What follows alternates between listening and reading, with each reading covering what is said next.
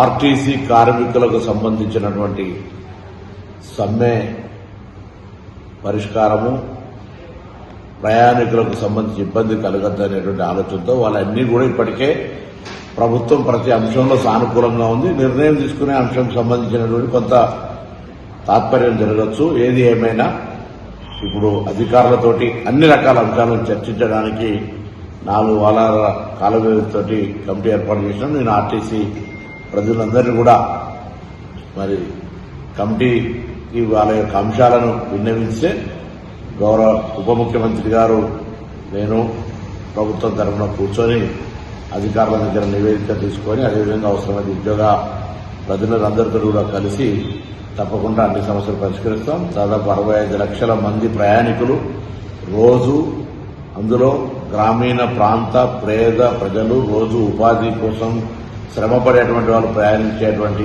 ఈ బస్ ప్రయాణం పేదవాడి లైఫ్ లైన్. దాని ఉద్యోగులుగా మీరు, ప్రభుత్వంగా మనము కలిసి ఇబ్బంది లేకుండా చూసే బాధ్యత ఉంది. తప్పకుండా వాళ్లకు సంబంధించినటువంటి సంక్షేమము, ఉద్యోగులది, ప్రయాణికుల సౌకర్యము, సంస్థ పరిరక్షణ తప్పకుండా చూస్తాం. కాబట్టి ఎటువంటి బేసిజన్ పోకుండా అధికారులకు సంబంధించినటువంటి సమస్యలన్నీ నివేదించమని వారితో అందరూ కూడా ఉన్నత అధికారులు వారి ద్వారా ప్రభుత్వంకు నివేదిక తీసుకొని వాటన్నింటినీ పరిష్కారం చేయడం జరుగుతుందని నేను విజ్ఞప్తి చేస్తున్నాను.